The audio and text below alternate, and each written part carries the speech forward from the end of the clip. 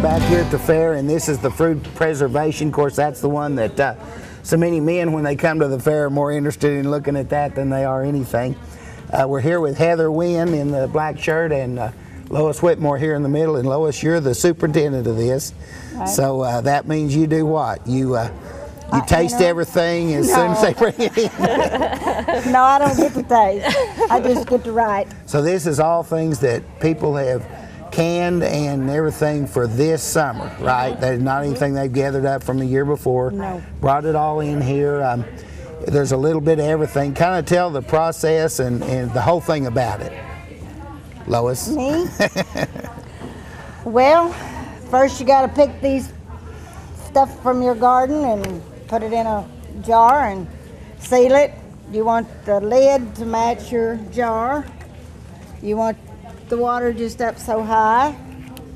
Then the judge puts them in different classes and picks the best. Okay, so what's going on here is people are bringing in the things that they've canned, making sure that they get a tag on it so after the fair's over they can retrieve it. And you're going to get it all registered here, and then it'll go to a table where tomorrow the judges will come in, look everything over, and see how good a job that they've done, depending on the specifications of what standards are and quality and stuff. Now I see okra and green beans, quite all different things. Now the jellies and stuff, is that part of it here? Yes. Now, I've seen them judge jellies in the past, and of course we're all used to going to the store and just getting it by brand name, but Heather, what's a little bit of the quality characteristics that judge will be looking for to judge these different types of jellies? Well, on jellies, the head space when they take the lid off should be 1/4 of an inch from the top of the jar. They're also, on jellies, they're supposed to be smooth, and they should also release from the side of the jar and roll, because that way you know it's not too firm. And the lid should not pop. That means it's sealed. Also, a lot of times they look to make sure that there's not any kind of rust or any kind of sticky stuff.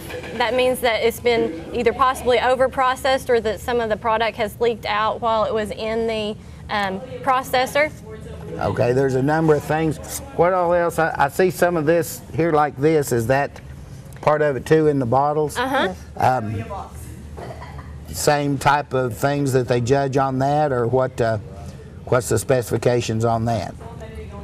This one's a little bit different. They don't actually process this one, do they, Lois? No. These are like flavored vinegars, and it's kind of one of the newer classes that they've had. You know, in the past, the jams and jellies were one of the original kinds of things that we've done, but we've added some new classes, and the flavored vinegars and some of these more different looking things are a little bit newer. Now, are they judging them on appearance? I know some of them have gotten kind of fancy. Appearance is part of it as well, presentation as well as, and of course, none of this stuff the judges will taste, right? Right. They just look at it and try to make a determination. There are certain standards of the way things are supposed to look. You know, like these are kind of floating from the bottom of the jar. That's probably going to be a deduction on that jar. Obviously, if they're not sealed, they'll be disqualified, because that could mean that there could be a food safety issue, contamination there. Okay, let's talk a little bit about the ball and the bluebell and the sponsorship that they've done, and some of the things that they've done in the past. Okay, the ball and cur, if people process their jars in ball and cur, there are special awards. They actually give like 2 $5 coupons that people can use to go purchase new jars or lids or rings for the next year. They also have coupons for pectin.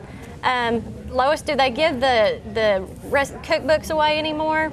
No, just the outstanding awards for extra jars for next year.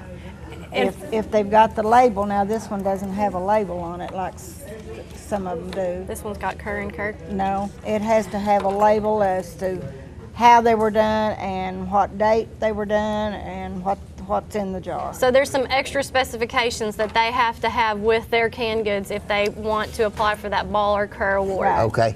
Now, I know it from in the office that there are quite a few women that come in and you give them some information that's that where does that come from, and how does this company help sponsor it in that? Well, Ball and Kerr are companies that have been making and processing jars for canned goods for years and years and years. And because people use their jars, that then they are more willing to be able to give away some things. And that also encourages people to continue to use their products in their jars, their pectin and things like that as they process their foods. Okay. Well, now we don't want to leave here without reminding people that a lot of what you do, or a big amount of time, you test pressure cookers for people that come in. So if you've got a pressure cooker that you're wondering about the gauge or the seal or any number of things on it, you can bring it to Heather and she can test it for you, or help you find where to get the parts for it or anything like that. So I know this is, it's not a dying art as we can see here, but I know there's a lot of households that never have done it. And you come out to the fair and take a look at all this stuff.